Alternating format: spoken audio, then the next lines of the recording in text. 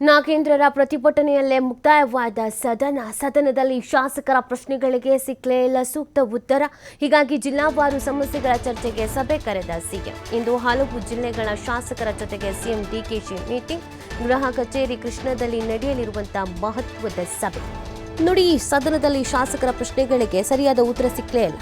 ಕೆಲವರಿಗೆ ಬೇಸರ ತರಿಸಿದೆ, ಏನಪ್ಪ ಇದು ಹೀಗಾಗ್ಬಿಟ್ರೆ ಅಂತ. ಹೀಗಾಗಿ ಜಿಲ್ಲಾವಾರು ಸಮಸ್ಯೆಗಳ ಚರ್ಚೆಗೆ ಸಭೆಯನ್ನು ಕರೆದಿದ್ದಾರೆ ಸಿಎಂ. ಇಲ್ಲಾಂದ್ರೂ ನಿಮ್ಮ ಸಮಸ್ಯೆಗಳ ಅದೇನು ಹೇಳ್ಕೊಳ್ರಪ್ಪ, ಅಲ್ಲಂತೂ ಮಾತಾಡೋಕ್ಕೂ ಆಗಲಿಲ್ಲ, ಸರಿನೂ ಆಗಲಿಲ್ಲ ಈ ಬಾರಿಗ ಸದನ ಅಂತ. ಗೃಹ ಕಚೇರಿ ಕೃಷ್ಣದಲ್ಲಿ ಮಹತ್ವದ ಸಭೆ. ನಿಜವಾಗ್ಲೂ ತಮ್ಮ ಕ್ಷೇತ್ರಕ್ಕೆ ಒಳ್ಳೇದಾಗಬೇಕು, ತಾನೊಬ್ಬ ಒಳ್ಳೆ ಜನಪ್ರತಿನಿಧಿ, ಕ್ಷೇತ್ರ ಉದ್ಧಾರ ಮಾಡಬೇಕು, ಕ್ಷೇತ್ರದ ಜನತೆಯನ್ನು ಉದ್ಧಾರ ಮಾಡಬೇಕು ಅಂತ ಅಂದ್ಕೊಂಡ್ರೆ ಈ ಮೀಟಿಂಗಲ್ಲಿ ಭಾಗಿಯಾಗಿ ಆ ಶಾಸಕರುಗಳು ನಮ್ಮಲ್ಲಿ ಈ ಥರ ಸಮಸ್ಯೆ ಇದೆ, ನಮಗೆ ಈ ಥರ ಪರಿಹಾರ ಬೇಕು, ನಮ್ದು ಈ ಥರದ ಪ್ರಾಬ್ಲಮ್ಮು, ಇದನ್ನು ಹೇಳ್ಕೊಳ್ಬಹುದು. ಅದಕ್ಕೆ ಅಂತಾನೆ ಸಿಎಂ ಅವಕಾಶವನ್ನು ಕೊಡ್ತಾ ಇದ್ದಾರೆ. ಅಯ್ಯೋ ಏನು ಮಾತಾಡೋದು ಅಂತ ಅಂದ್ಕೊಂಡ್ರೆ ಏನು ಮಾತಾಡೋದಕ್ಕಿರ. ಈಗ ಹೇಗೆ ಮಾಡ್ತಾರೆ, ಏನು ಎತ್ತಾ ಅನ್ನೋದನ್ನು ನೋಡಬೇಕಾಗತ್ತೆ. ನೋಡಿ, ಜಿಲ್ಲಾವಾರು ಶಾಸಕರ ಸಭೆ ಕರೆದಿರೋದು ಬೆಳಗ್ಗೆ 11ಕ್ಕೆ ಬೆಳಗಾವಿ ಬಾಗಲಕೋಟೆ ಜಿಲ್ಲೆ ಶಾಸಕರ ಸಭೆ ಇದೆ. ಮಧ್ಯಾಹ್ನ 12ಕ್ಕೆ ವಿಜಯಪುರ ಕಲಬುರಗಿ ಯಾದಗಿರಿ ಶಾಸಕರ ಸಭೆ ಇದೆ. ಮಧ್ಯಾಹ್ನ 1ಕ್ಕೆ ಬೀದರು ರಾಯಚೂರು ಕೊಪ್ಪಳ ಗದಗ ಧಾರವಾಡ ಶಾಸಕರ ಸಭೆ ಇದೆ. ಮಧ್ಯಾಹ್ನ 2ಕ್ಕೆ ವಿಜಯನಗರ ಬಳ್ಳಾರಿ ಹಾವೇರಿ ಉತ್ತರ ಕನ್ನಡ ಶಾಸಕರ ಸಭೆ ಇದೆ. ಮಧ್ಯಾಹ್ನ 3ಕ್ಕೆ ದಾವಣಗೆರೆ ಚಿತ್ರದುರ್ಗ ಶಿವಮೊಗ್ಗ ಚಿಕ್ಕಮಗಳೂರು ಮೀಟಿಂಗ್ ಇದೆ. ಸಂಜೆ 4ಕ್ಕೆ ತುಮಕೂರು ಕೋಲಾರ ಚಿಕ್ಕಬಳ್ಳಾಪುರ ಶಾಸಕರ ಸಭೆ.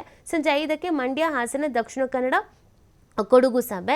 ಸಂಜೆ 6ಕ್ಕೆ ಮೈಸೂರು ಚಾಮರಾಜನಗರ ಜಿಲ್ಲಾ ಶಾಸಕರ ಸಭೆ.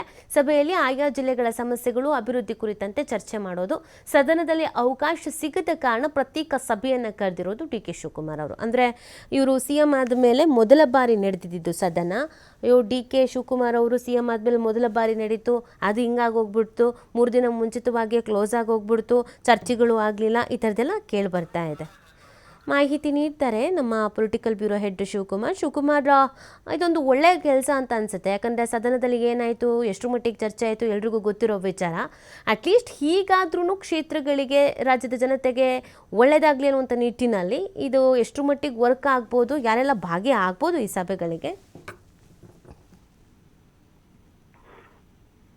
ನೀತಿ ನಿನ್ನೆಯಷ್ಟೇ ಸದನ ಅರ್ಧಕ್ಕೆ ಮುಟ್ಟದಾಗಿದೆ. ಸದನ ನಡೆಯೋದು ಶಾಸಕರ ಸಮಸ್ಯೆಗಳು, ಶಾಸಕರ ಕ್ಷೇತ್ರಗಳಲ್ಲಿ ಏನೆಲ್ಲ ಅಭಿವೃದ್ಧಿ ಕೆಲಸಗಳಾಗಬೇಕು, ಇದರ ಬಗ್ಗೆ ಸದನದಲ್ಲಿ ಚರ್ಚೆಯನ್ನ ಮಾಡೋದಕ್ಕೆ ಅವಕಾಶಗಳಿರುತ್ತೆ. ಜನರ ಧ್ವನಿಯನ್ನ ಶಾಸಕರು ಸದನದ ಒಳಗಡೆ ವ್ಯಕ್ತಪಡಿಸುವ ಮೂಲಕ ತಮ್ಮ ಕ್ಷೇತ್ರಗಳಿಗೆ ಕೆಲಸಗಳನ್ನ ಮಾಡಿಸ್ಕೊಳ್ಳೋದಕ್ಕೆ ಅನುಕೂಲ ಆಗತ್ತೆ. ಆದ್ರೆ ಈ ಬಾರಿ ನಾಗೇಂದ್ರ ಅವರ ರಾಜೀನಾಮೆ ವಿಚಾರವನ್ನ ಮುಂದಿಟ್ಕೊಂಡು ಪ್ರತಿಪಕ್ಷಗಳು ಮಾಡಿದಂತಹ ಪ್ರತಿಭಟನೆಗೆ ಇಡೀ ಸದನದ ಕಲಾಪಗಳು ಬಲಿಯಾಯಿತು. ಹಾಗಾಗಿ ಶಾಸಕರು ತಮ್ಮ ಪ್ರಶ್ನೆಗಳನ್ನ ಹಾಕೋದಕ್ಕೆ, ಉತ್ತರವನ್ನ ಪಡ್ಕೊಳ್ಳೋದಕ್ಕೆ, ಪರಿಹಾರವನ್ನ ಪಡ್ಕೊಳ್ಳೋದಕ್ಕೆ, ಸರ್ಕಾರದ ಬಳಿ ಆನ್ಸರ್ ಅನ್ನ ಮಾಡ್ಕೊಳ್ಳೋದಕ್ಕೆ ಅವಕಾಶಗಳೇ ಸಿಗಲಿಲ್ಲ. ಸೊ ಈ ನಿಟ್ಟಿನಲ್ಲಿ ಈಗ ಸದನ ಮುಗ್ದಿರೋದ್ರಿಂದ ಸಹಜವಾಗಿ ಶಾಸಕರಿಗೆ ಸಭೆಯನ್ನ ಕರೆಯಲಾಗಿದೆ. ಇವತ್ತು ಮುಖ್ಯಮಂತ್ರಿಗಳು ಹಲವು ಜಿಲ್ಲೆಗಳ ಶಾಸಕರ ಒಂದು ಸಭೆಗಳನ್ನ ಇವತ್ತು ಇಡೀ ದಿನ ಕರೆದಿದ್ದಾರೆ.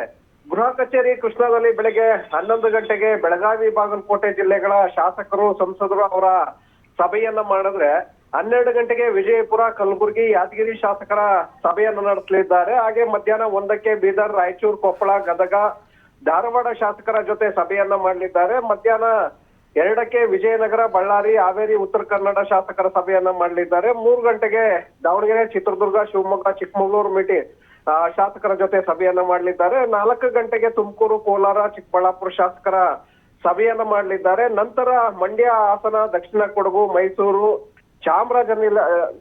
ಚಾಮರಾಜನಗರ ಜಿಲ್ಲೆಗಳ ಶಾಸಕರ ಜೊತೆ ಸಭೆಯನ್ನ ನಡೆಸುವ ಮೂಲಕ ಶಾಸಕರ ಸಮಸ್ಯೆಗಳನ್ನ ಆಲಿಸಲಿದ್ದಾರೆ.